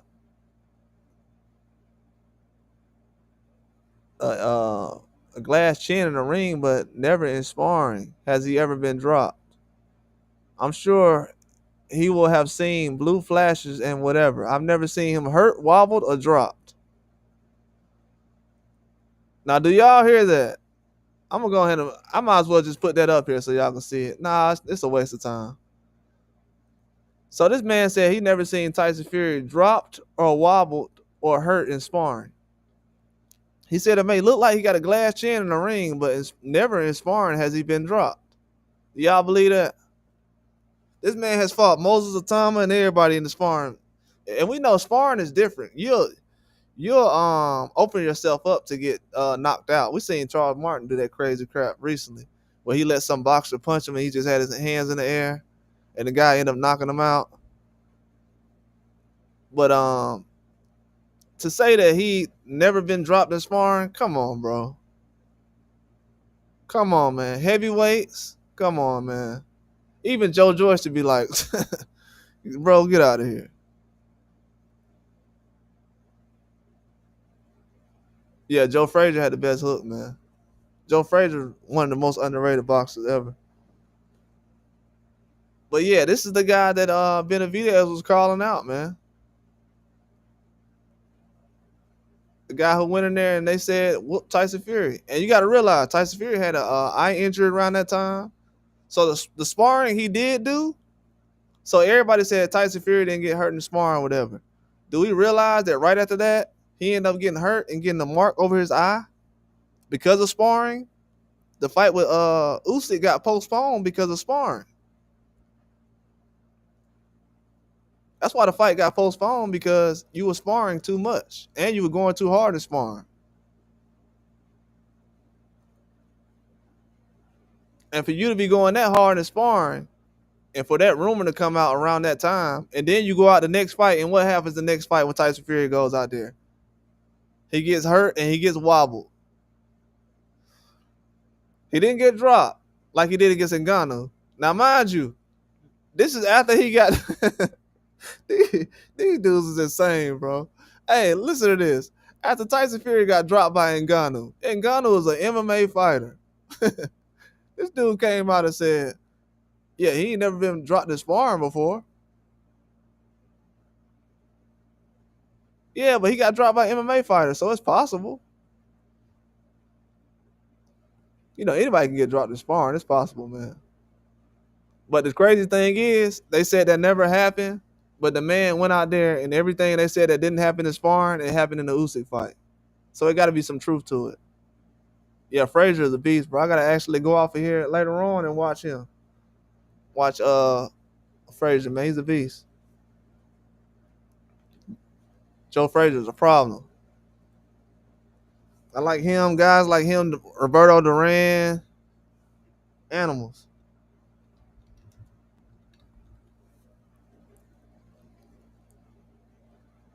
All right, like Barrera. I always like what's that Mexican guy name? Carlos Zarate. I thought he was always a beast. I know it's an old guy, but you know, it is what it is.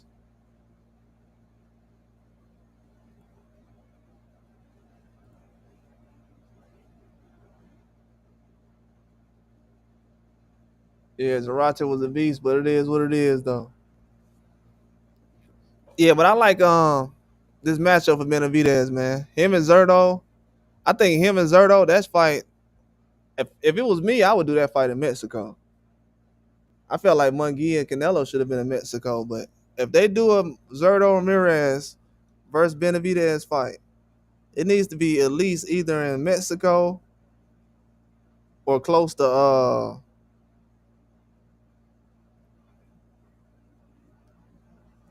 it needs to be close to Mexico, like Texas, Arizona, California, somewhere. I mean, Vegas is good too, but yeah, I would do that fight in Mexico. You won't have another fight like Zerto and Benavidez happen, especially between two Mexican fighters. Right now, I don't think it's gonna happen. Unless we see something like Verde versus Ortiz in like 4 or 5 years, that would be crazy. I think that could be another classic fight that could be set up. But Ortiz, he'll probably be long gone from 54 by then. Who knows? Yeah, Larry Holmes with that jab was an animal. Larry Holmes had a beautiful jab. I always liked what's the one guy? Uh, I always liked Diego though. Corrales.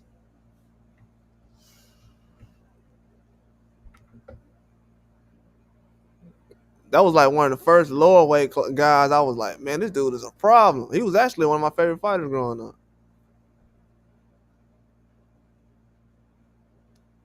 But yeah, he had some. He had a good punching style though. Dude was aggressive, throwing that jab at you. Dude was a hard puncher too. Before he fought Floyd, man, Corrales was giving dudes the business. But yeah, Diego was a problem.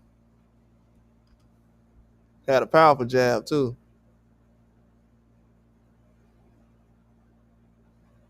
Yeah, Chico was a beast, man. And he had fought Clottey. That was the last fight.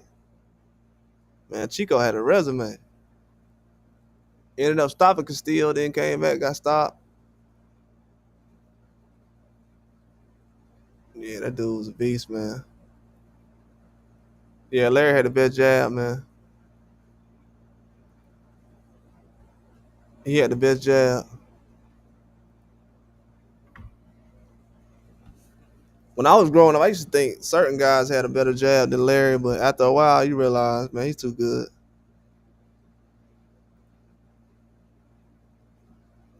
Larry, one of the best fighters I've seen.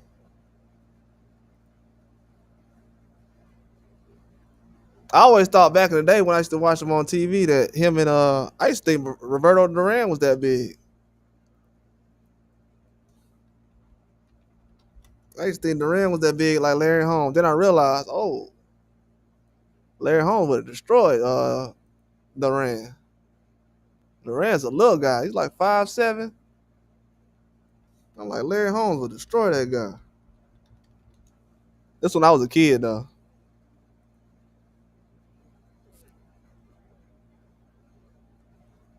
Yeah, the scariest boxer I seen growing up though, everybody else was Mike Tyson. I was actually scared of Larry Holmes and who else? Larry Holmes and George Foreman. I don't know why, but Larry Holmes was scary, bro. Everybody thought Mike Tyson was crazy, but I was like, man, this dude Larry is really crazy. If you look at him now, it's like it's kind of scary to even talk to him. He might punch you or something.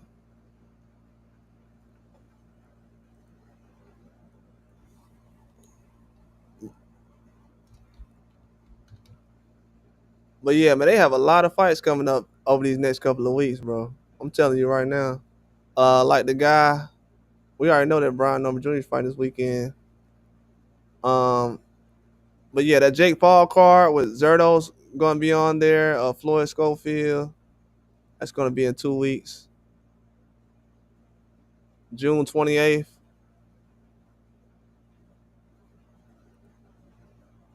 That's gonna be a good card. They got a lot of good fights coming on.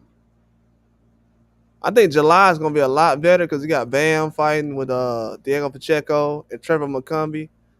I think that's probably my favorite card of July.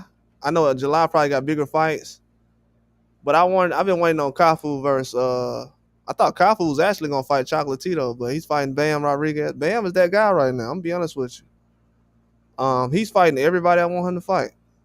I've asked anyway to fight probably like 2 or 3 guys. He's fighting the guy in September, but Bam is fighting Kafu like within a couple of months of actually talking about it. And I don't know if people know it, but Kafu is like the best smaller weight African fighter we've seen since probably Isaac Dogba.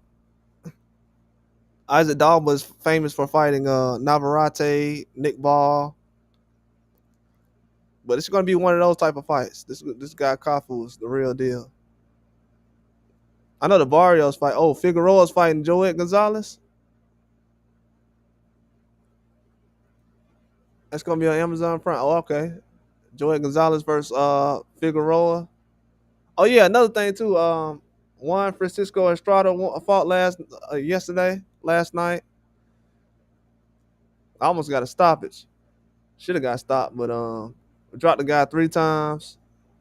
He ended up winning yesterday. I knew he was gonna win. He ended up fighting Karim. Guy's a pretty good beast. But and who else fought? yesterday. I know Nonito Donaire fought yesterday against that guy Campos. Campos got some hands.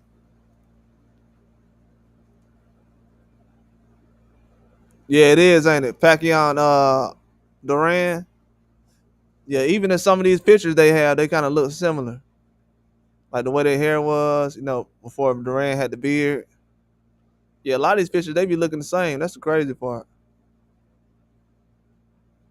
That is true. Their stories is kind of the same. That happens a lot in boxing, though. That happens a lot in boxing.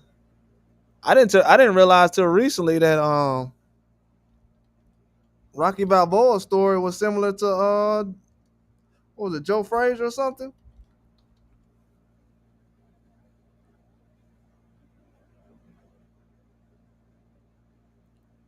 Yeah, didn't Joe Frazier yeah, people don't know, but Joe Frazier, he used to work in a meat freezer, didn't he?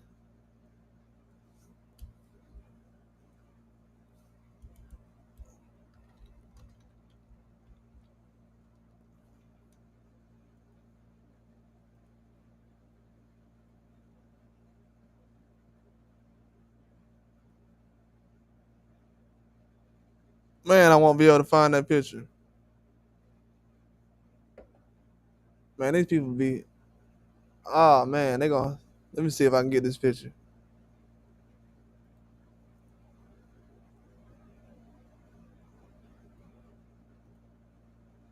I don't know if this and this is in black and white too. Hopefully I'll be able to pull this up. Let me see. But yeah, Joe Frazier used to be punching in the meat freezer though. I had heard about that recently. I was like, oh, that story was about him. Hopefully this picture pulls up. Yeah, man, that's Joe Frazier right there punching a piece of meat. He used to work in the meat freezer. A lot of that Rocky Balboa stuff came from him. I didn't know that till later on. That's what happened sometimes when you sounding about stuff. It's like, I'm not really that mad about it. He probably felt like, oh, they probably just needed some inspiration from me. Probably had a lot of people doing stuff like that. But yeah, dude was working in the meat freezer though. He was really a butcher.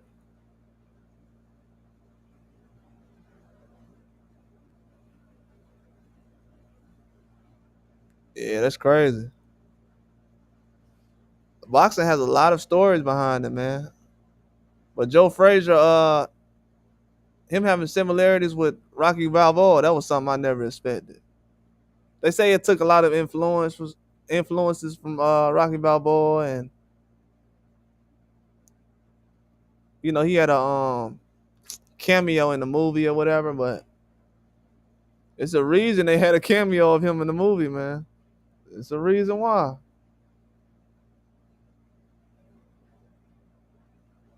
It's a reason why. Yeah, I didn't know that though. I always thought Rocky Balboa was like a story that was portrayed against somebody who was fake, but they won't give him the full credit for some reason. But bro, this man's a boxer from Philadelphia, working in a meat freezer.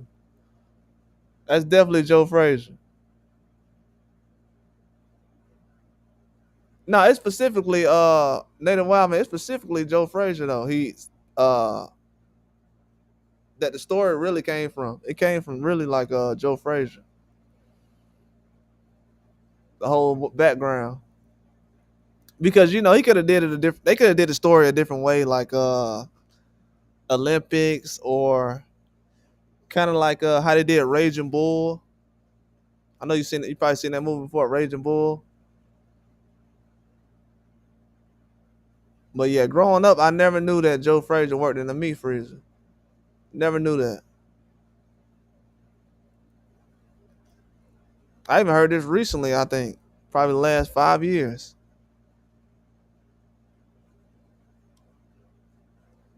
Just really shows you what that man was actually doing though. He had a regular job, See, back then they had regular jobs. Like a lot of women boxers got to do it now. That's why it's hard to put certain fights together for women fighters. But that man had a regular job back then, man, working in the meat freezer, working as a butcher. Definitely a lot of inspiration from that. They didn't do more boxing movies though. I know they can do one that tops Creed and Rocky. I think Creed and Rocky is good stories, but the technology they have these days, they can do a better boxing movie. Like the Ali movie was pretty good. Because they did that like back in the '60s. It looked like the '60s, '70s. Yeah, but they need to make better boxing movies though. I think they've been slacking on those over the last. Growing up, there used to always be a boxing movie coming out. Well, they had the George Foreman movie that came out recently, and Carissa Shields, more like autobiographies. But they don't have a lot of fiction movies though.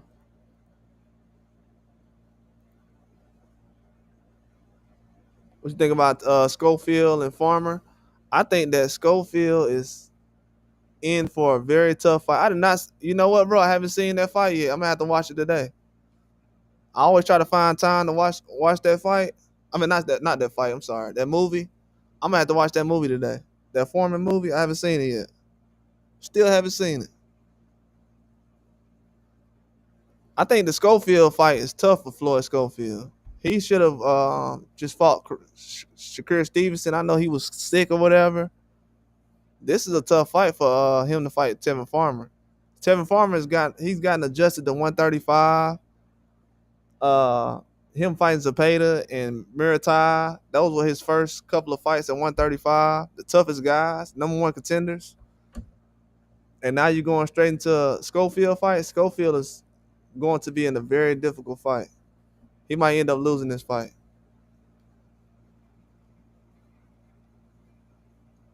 He might end up losing this fight. I like the size of Schofield, his power, but I don't like that he smothered his punches. And the way Tevin Farmer is, he gets messy with his clinches and he'll lean on you and everything else. All the veteran tactics.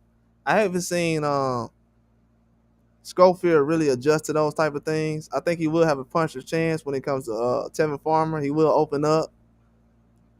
He could hurt Farmer early in the fight, and that can probably help him steal a lot of rounds. But I think that he'll definitely have to take the fight to Farmer. Farmer's going to be aggressive. This young guy, he's been talking trash. He has motivation now. Usually doesn't have a lot of motivation going into a fight with guys trash talking. Even with the last fight with Zepeda, he already felt like he won the first one, so it wasn't a lot of motivation in the second fight. Um, but this fight right here, Schofield needs to be careful. This is a fight a lot of guys don't want to take. I don't know if Schofield knows this, but a lot of guys don't want to take this fight.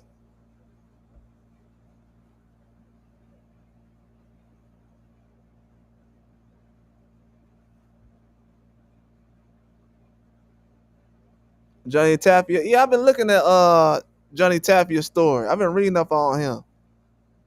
I gotta look that up. Yeah, I seen a Johnny Tapia I read up on recently. Yeah, that Foreman movie did look good. I didn't get into it yet. I barely had seen the Creed movies. I think the last boxing movie I seen was the Creed movie. Um, I didn't see the Shields movie yet. I don't think the last one. I seen her documentary she had, like the real one called T Rex. Haven't seen her movie yet, but her documentary is so good. T Rex, if y'all haven't seen it, one of the best sports documentaries ever. But that's when she was really like recording herself, going around when she was young before she went to the Olympics. That was a good one too. Yeah, Pacquiao doing a movie would be insane. If this was like back in the day, I would have got Jet Li to do it. You know how like Jet Li was on Fearless when that guy was throwing him in that cage, having them fight. If we had that type of Jet Li around still, I would have made that fight happen. I mean, I would have made that movie happen. My bad. I bet you Schofield find a way to back out like usual. No, I don't think he has a chance on this one. I don't think he has a chance on this one. And it's kind of weird. I don't like being picking straws or nothing, but for him and Daniel Dubois to get sick down there like they did, I don't know if that was a scheduling thing where they like, hey man, we need to kind of just push this fight back or whatever, kind of mix things up. This probably ain't gonna work. Maybe those guys were sick, but they're taking just as hard fights now as they were before, so it's kind of hard to tell, really.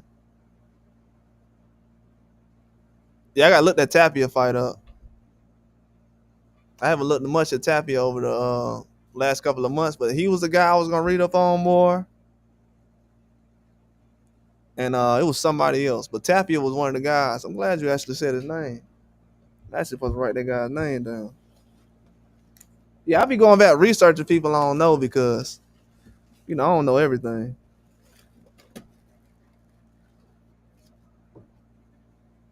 But yeah, if Schofield pull out of this fight, bro, he's done. His dad, because one thing about Schofield that worries me is his dad is actually a good trainer, but man, he doesn't listen to anything his dad says in the ring. That's the only thing that scares him. He don't listen to anything in the ring.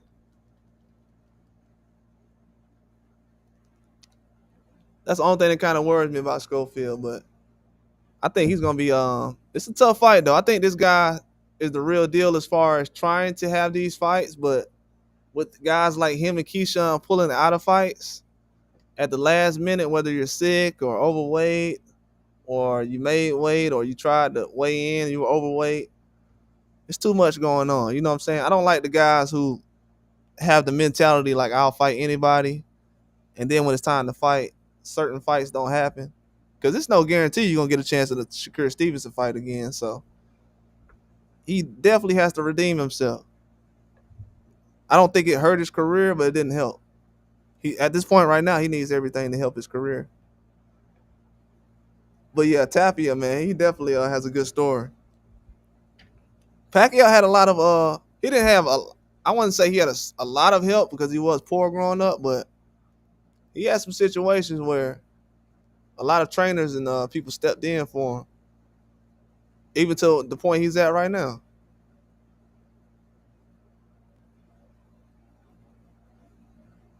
Yeah, even the point he's at right now, he's moving fast. But yeah, man, I appreciate everybody for coming through. I'm gonna holler at you guys later on, man. Shout out to my guy Al the Pal, John, Native Wild, man, everybody for coming through.